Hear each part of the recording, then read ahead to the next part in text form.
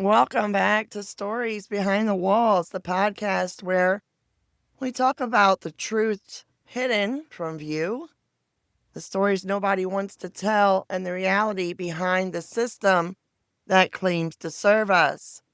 I'm your host, Annabelle. Today we're going to have an honest conversation about something that should make every single taxpayer in Delaware, and honestly anyone who cares about justice, absolutely furious.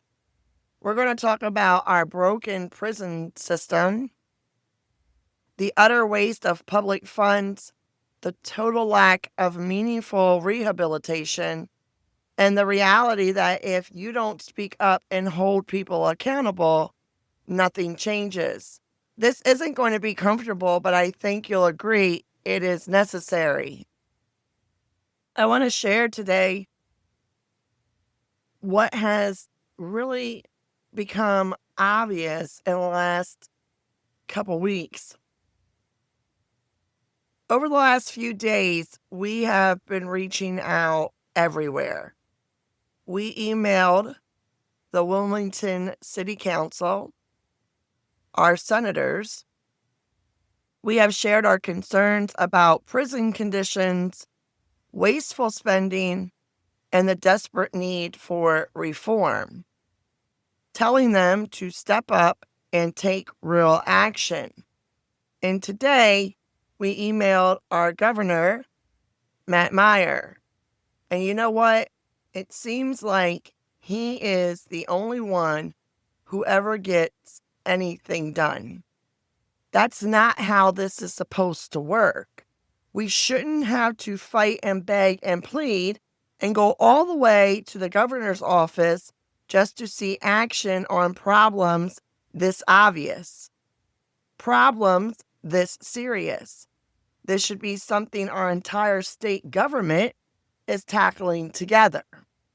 But unfortunately, so far, what we're seeing is silence, except from the governor's office. And I want to say that clearly because it matters. When people want to talk about accountability and transparency, they often forget that real change happens only when someone at the top actually listens and acts. So let me be clear. I'm grateful to the governor's office for responding, for taking us seriously, for actually doing something when other parts of the government have failed to. But here's the thing. That's not good enough. We can't keep playing this game where the Department of Correction ignores us for 6 days straight, while mold grows in the vents, the roof leaks on inmates, and taxpayers get billed millions of dollars, millions, for repairs that don't actually fix anything. We can't just keep going to the governor every time because nobody else will do their job. And that is why today we're going to talk about the system, because this isn't just about a leaky roof or mold on the wall. This is about a mindset. A mindset that says they're just inmates, who cares? A mindset that says, sure, let's sign off on $2 million for new cameras while we ignore that the building is literally falling apart, because that makes sense. A mindset that says, as long as the budget keeps growing, we're doing great. We have to break that mindset if we want any hope for real reform. Let's get into the numbers, because listen, I'm not just, this is not an opinion. This is facts. I have done my due diligence. I have researched this thoroughly. These are facts that Delawareans should really be concerned about. I'm a taxpayer. I'm sure you're a taxpayer. So let's talk about this. Delaware Department of Correction runs on a budget of roughly $400 to $420 million a year here in the state of Delaware. Listen, all this information is available publicly online. If you'd like, I can put the links on this podcast and you can research it for yourself so that you can see that this is not just someone telling you numbers that aren't actually true. And on top of that, $400 to $420 million they receive yearly on their budget. They get another 10 to 20 million annually from capital bond bill. That's your money, my money, every Delawarean's money. But what do they actually get for that? What do we actually get for that? Because I've looked at it.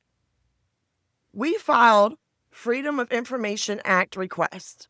It's a FOIA request. It's under Delaware's FOIA law, Title 29, Chapter 100. That law is there so we, the public, can see exactly how our money is being spent. So I have submitted this request asking for vendor invoices and receipts. They have claimed that they used $4 million to replace a roof. They claimed they used $2 million for new security cameras at the Howard R. Young Correctional Institute, while inmates literally have water leaking onto them in their cells and mold growing in the walls and in the air vents. And what's their fix? They just paint over the mold. Do you know what mold does to people? Do you know how much of a health hazard mold is to people? And that's their fix, to just paint over it? But let's spend $2 million on some cameras. That's not maintenance. That's not fixing the problem. That's hiding it. That's neglect. And let's be real. That is corruption. Because someone got paid, you paid them, I paid them, and the problem is still there.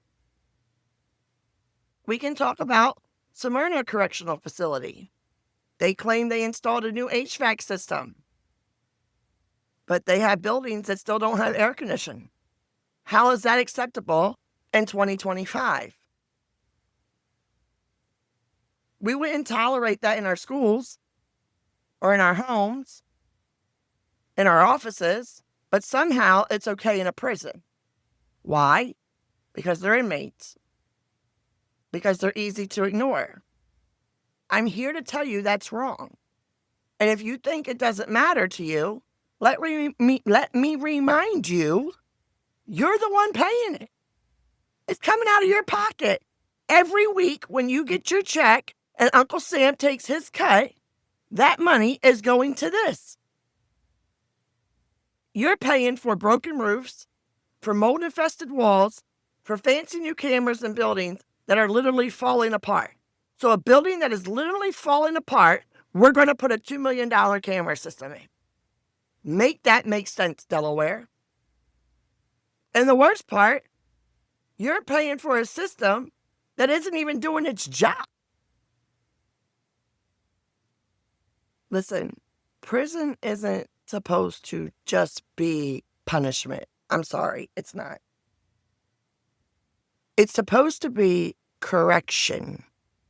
That's why it's called a correction facility, correctional facility.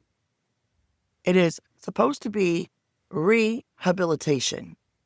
It's supposed to prepare people to come back to society and not reoffend. But that's not what we're doing. We are just warehousing people. We're giving them nothing to do.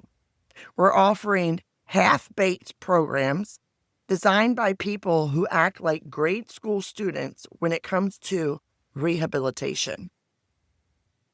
And then 6 months before they get out, maybe, we let them take classes to help them come back into society. But they aren't eligible for these classes in the beginning. They're not eligible for them during their long-term sentence. And why is that? I'm not really sure what's going on here and who's coming up with these guidelines on the rehabilitation. If we're serious about rehabilitation, they'd be learning from day one. Day one, they'd be in programs to teach them real trades. They'd be getting mental health care. Did you know that over 65% of incarcerated individuals in Delaware have a diagnosed mental health illness or substance use disorder? Despite this mental health programming receives only a small fraction of the DOC budget. Individuals are often assessed for mental health while under the influence, leading to misdiagnosis and inadequate care. Listen, people, these are facts. Why are we not teaching them financial literacy? How to open a small business, how to actually get a job after prison, how to talk to an employer, how to manage money, how to reintegrate into society and not go back to crime. But we don't do that. Because if we're being honest, the system doesn't want them to leave. Because as long as they stay in the system, the budget grows. More inmates mean more funding, more contracts, more opportunities to spend your money with no real accountability. We don't see them as people, we see them as paychecks. That is the ugly truth. And it's time we faced it. So when I say we've been emailing city council, our senators, and the governor, I mean it. Because somebody has to say enough is enough.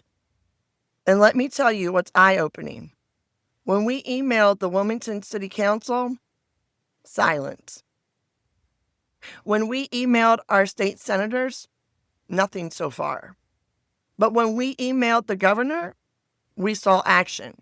Immediate, responsive. Someone finally took us seriously. And to the governor's team, I want to say thank you again. Because even though it shouldn't have to be this way, it means something that at least one office in this state is listening. But we shouldn't have to go to the top every time. This is a systematic problem, and it needs systematic solutions. Look, I know people will say they're criminals. Who cares? But here's my answer.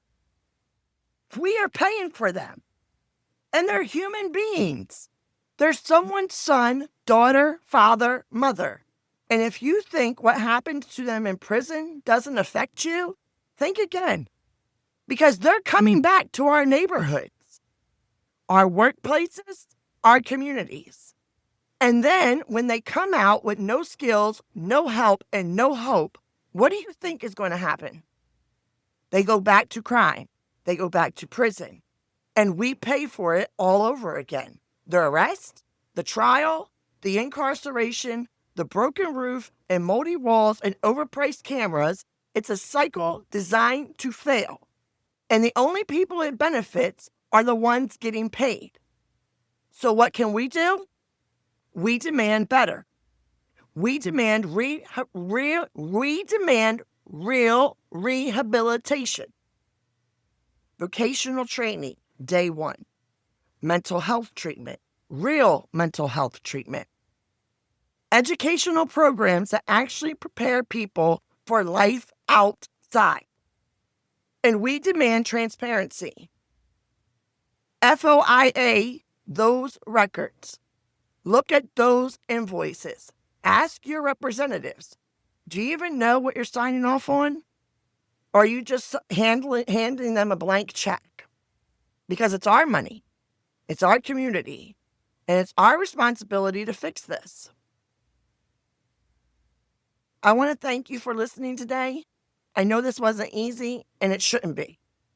But if we care about justice, if we care about people, if we care about using our resources responsibly, it's a conversation we have to have. So share this episode, talk to your neighbors, call your representatives, email the governor, the city council, and the senators. Don't stop talking about it, because as long as we stay silent, nothing will change. But if enough of us demand better, maybe, just maybe, we'll finally see the reform we need. This is Stories Behind the Walls. I'm your host, Annabelle. Stay aware, stay informed, and never stop demanding justice.